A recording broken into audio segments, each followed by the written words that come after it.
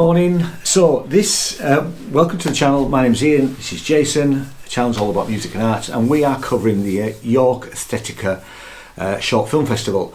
And this is part 2 of yesterday's, what we saw really. What we did do is we filmed a part 1 and then the light died, so we've had to charge the light and we've had to sleep. So we can, it was getting quite late last night, wasn't it, when we were actually doing it. We're starting with you because you, at the same time that I went to see drama, which is linked down below, you went to see experimental, what number? Experimental 3. That was at Friargate. Yes. Which is a nice venue, tucked away. I've not been there actually. I've never been there. I need to go there at some point. Nice venue. It's probably, 80-seater little venue. Oh, right. It was very warm in there. Very, very warm. It's not so bad in winter, I suppose, but it was a little too warm as it was. All right, okay. Compared to the city screen, which is actually quite. It's perfect. Quite cool. City screen, yeah. Experimental 3. It was under the heading of "I Am Changing Because of You." So 6 films, all very different. They certainly went well together. Again, the sequencing was very good. I think that's been, over the 2 days, I think it's been good. Yeah, I packaged agree. them together in the, they've got the strands and then they've got them under the certain headings. So that was good. So the first one was a short Norwegian film. It was only 7 minutes long actually. It was about the 5 stages of grief. So a lady lost her father, and before her father died, he pointed to the kind of mountains and said, "I want a rock from there to be my headstone." So it was her journey to go right. Choose a rock, carry it back. It was all, the weight of carrying this back and the weight of the grief, going through those kind of 5 stages of grief, which was interesting. Very well shot, of course. Lots of nice landscapes, good music, great music by somebody. So called how experimental was it? It wasn't very experimental. There was no dialogue. It was just a woman and a stone walking through walking through different landscape on her way back to the gravestone. So it was a nice, gentle opener. Right. Let's put it I get there's a thing coming at some point though, but we'll get there. There were some quirkier ones. So the next one was called Roxanne. This was made in the UK, although there was kind of a French twinge. People were talking in a kind of Anglo-Franco accents. That one was about 30 minutes. It's everything you want from an experimental movie. It was kind of absurd but engaging. It was staged in they were kind of filming against a green screen. There was somebody on the stage, and then there was a male and female that were talking to her and engaging with her at the time. It was against the blue screen. The lady in the centre put a dress on, and there was they were putting different cassettes into a cassette player, right. And each time they pressed the cassette, it took it to a different place. So it felt to me like it was kind of triggering regression of this young woman. She became a different person, a kind of a mother, and she was talking to her children or other members of her family that were inanimate objects, like jugs and kettles and toasters.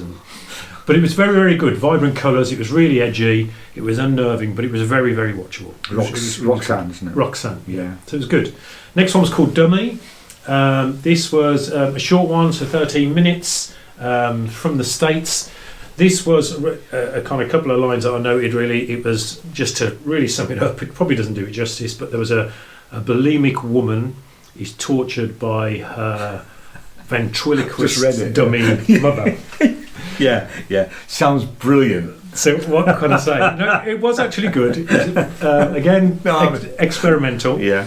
I won't give anything away, but one of them dies in the end. All right, okay. I don't know which one. That was good. That was a nice little kind of quirky one. Yeah, hope it's the dummy. The next one was you can't get what you want, but you can get me. A Dutch film, 10 minutes or so. It was a movie about 2 trans folk falling in love. The first tune was a stroke tune. It was kind of played over. There was 3 tunes in the background, so it was essentially 1 year filmed of their life, like a combination of lots of Instagram posts, just photo shots, videos of them falling in love from a distance. their relationship together was over some good tunes. First tune was a Strokes tune, which I knew. The second tune I used Shazam while I was in the theatre. It's somebody called Alex Cameron. So it was very good. The end of the film, one of them had an operation and was in hospital. There was a lot of they showed their text message exchanges to each other because it was a kind of long distance love. So we think, is it real or is it? It was real. Yeah, it was very real. So there was like graphic text between them, kind of sharing their love and kind of the enjoyment they were having. There was one or two people stepped out, were a bit uncomfortable with it. Okay. And they stepped out kind of halfway through. Wow. So I don't think it was a timing thing. It wasn't like 5 p.m. and I've got to be somewhere else. Yeah, when I went to the drama one, some people left at the end of a certain film if they've got other. No, people left kind of halfway through that one, which is a good sign that it was challenging. I think. Exactly. I see that as a positive thing. So that was very good. Had surgery towards the end. I was waiting to see whether there would be. I was kind of expecting a bad ending, but actually it was a happy ending. Everything turned out okay. So that was good. I wouldn't say that experimental really. Interesting. It could have sat in a kind of documentary, but it wasn't too experimental. The next one was The White Field. It's Austrian. That was very experimental. It was kind of set in the kind of Austrian French Alps region. It was. I'll be honest, I couldn't make out what it was really about. It followed a 76-year-old woman travelling through the country. I think she chose to live a life without any technology.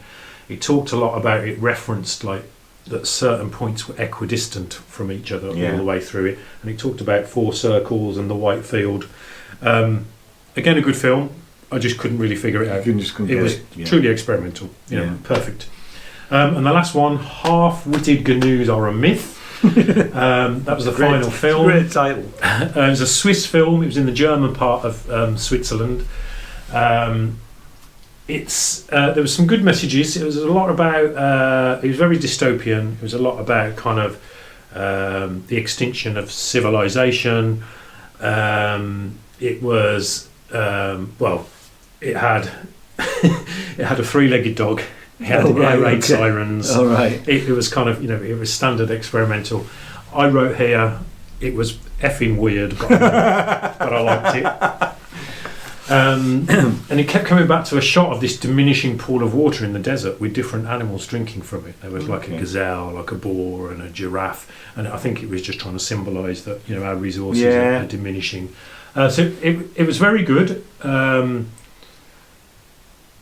The message was clear throughout what it was trying to project. It was good. It was good. It's not long now. It's 12 minutes and 33 seconds. Yeah. So it's very good. It's very good. Again, it's an hour and a half, 2 hours. 90 minutes of experimental can be tough going. Well, I mean, what I've noticed is that actually I felt this about the seeing 6 films together on a particular particular theme. You don't have time to really absorb the last thing you saw because you're literally straight into the next one. Now I know that would extend it quite a bit, and they can't do that. But I would certainly like, having seen some films, would like time to digest what I've seen before going on to the next one. But I know there's no way around that. No, but that's what's quite nice now. I was talking about it the next day actually. Because it's given me time to process it. Exactly. I mean, there's one or two of those I would watch again. I'd watch Roxanne again. I'd go back to the White Field one just to see if I could figure that out properly. A lot of them, they were all good. They were all good, absolutely. I would recommend watching the Roxanne one in terms of visually stimulating. Short movie for sure. So the next thing I went on to was I went to a masterclass which you couldn't get into because and actually security was a bit tighter. So let me just find security. There were ticket checking, and there were ticket checking. But actually, interestingly, because I turned up a good 10 minutes before and ended up sort of queuing just inside. It was at the Yorkshire Museum. Now the thing about the Yorkshire Museum is, like, if you go to the city screen, there's a coffee shop there, so you can sit and have a cup of coffee if you're early and all that stuff. You can't do that at the Yorkshire Museum. And actually, earlier in the day, you were queuing outside, which was fine because it was dry, but it is slightly chilly. But you know, we were out there for 20 minutes, really. And most of the audience, because it's a big venue, is the theatre in the Yorkshire Museum. So most people were queuing outside. I just, luckily, because I got talking to this girl, and she said, I think she went forward and I went with her, and we were just chatting. So I was managed to wait inside.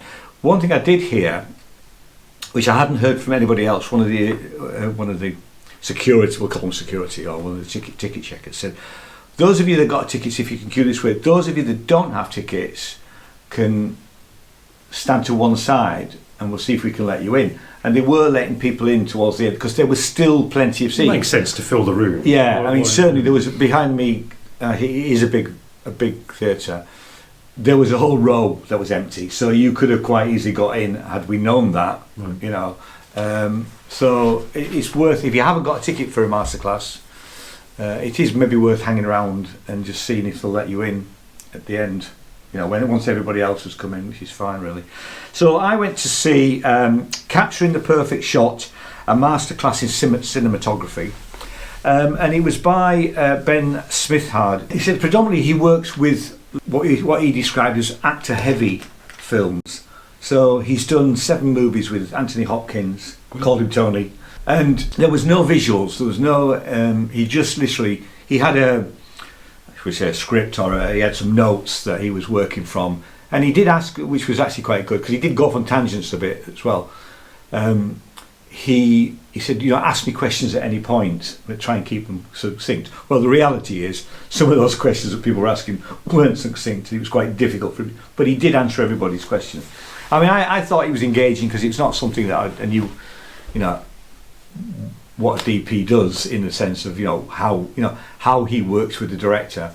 And he said that in some cases, a director will want to operate the camera. He always operates the camera, but he said, you know, on a big shoot, I'd have maybe six cameramen or something like that, and I'd be managing them, and I always still like to shoot because I'm quite good at it, you know. He said on a big film, he will have a team, because lighting comes under his direction. He'll have a team of about 60 to 80 people, and he is managing those sub-teams and the whole thing. Right. And he said certain directors will be very hands-on. Other directors, he said one particular director did a film last year, and basically he said, I don't do the camera stuff, that's entirely left up to you. So in that case, that director had the overall vision. You know, and we've seen it in recording studios. Sometimes the producer will not be hands-on mixing; they'll be sat at the back, but they've got the overall vision, and it was very much about that. And I thought he was engaging. Like I say, he did go off on tangents, and he ran out of time. Okay. You know, because he did overrun. But I thought it was fascinating. Actually, it was really good. All of the masterclasses have been good, haven't they? They have, actually, yeah. No, it's a pity, very educational. It's good to see the people involved, right? You get to see a little bit beyond the films. And it's obviously, you know, we're not in the film industry. It's quite interesting to see, you know, how films work to some extent, which is quite good. Now, I know the reality is that you can't, you know, viewers can't go and see these, but actually, if anything, it's maybe worth considering to come into Aesthetica next year, because there will be something else. And if you are coming, there are other masterclasses on for the next until Sunday evening. So we're seeing 2 more today.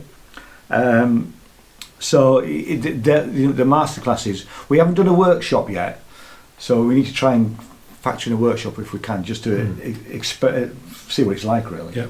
And we do want to have a look at the virtual reality thing as well. And I must find the game lab today. I know where it is. It's all right. We'll probably go together if we can. So yeah, no, that was it. There wasn't anything else. Then we went for a curry. Yes, which was great. It was great. It was great.